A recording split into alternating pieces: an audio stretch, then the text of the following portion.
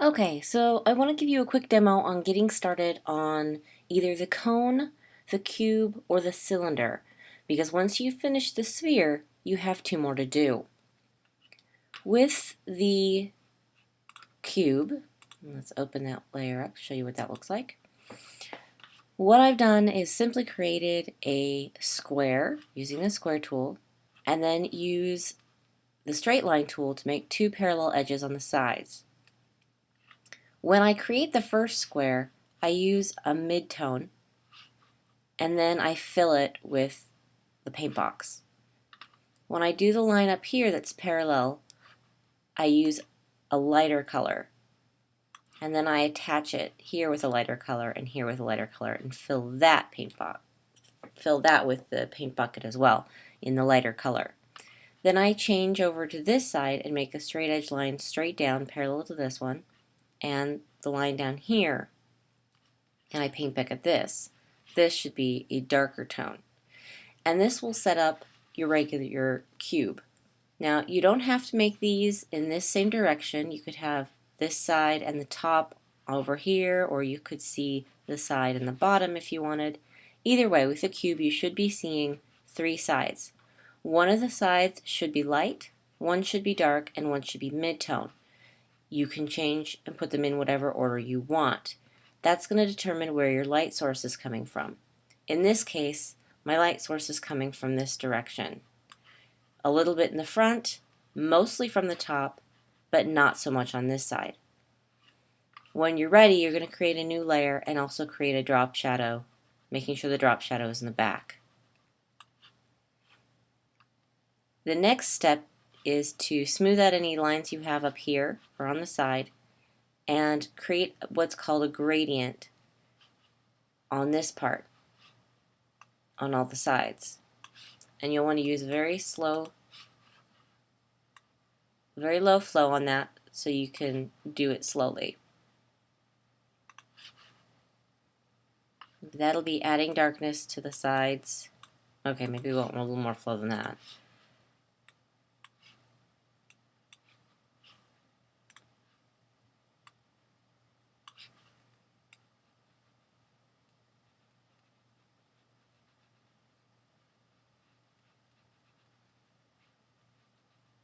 But you'll smudge that and try and make that an even transition between the mid-tone to the darker.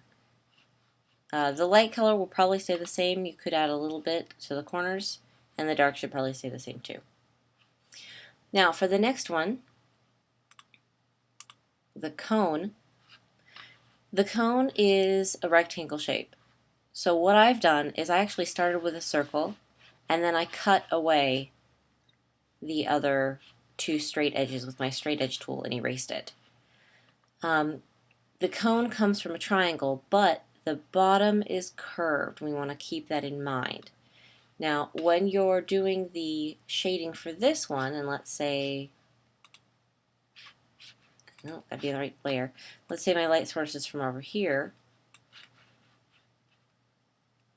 Your dark side's going to be over here, and you want to follow the curve all the way up.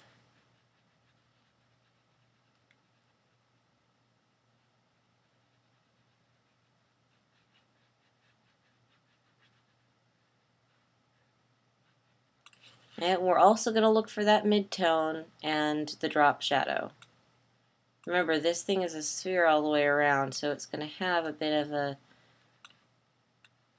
circly or a cylindrical shape, not cylindrical, excuse me, a ellipse shape of a shadow. And again, that can be put on another layer. And you'll want to add your highlight as well, just like we did with this sphere. The last one we'll take a look at, just how to get it started and set up. And again, you don't have to do all three, you just have to pick two of these three, is the cylinder. The cylinder, we start with a circle shape here, copy it down here, make sure you use the light paint bucket up here, straight edge tools for these sides, and then fill both the smaller circle and the mid area with your middle tone, and then Maybe you have to clean it up a little bit with the airbrush.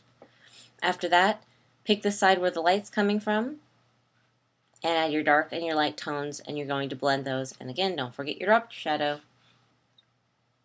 But that's it. You get to choose the cylinder, the cone, and the cube.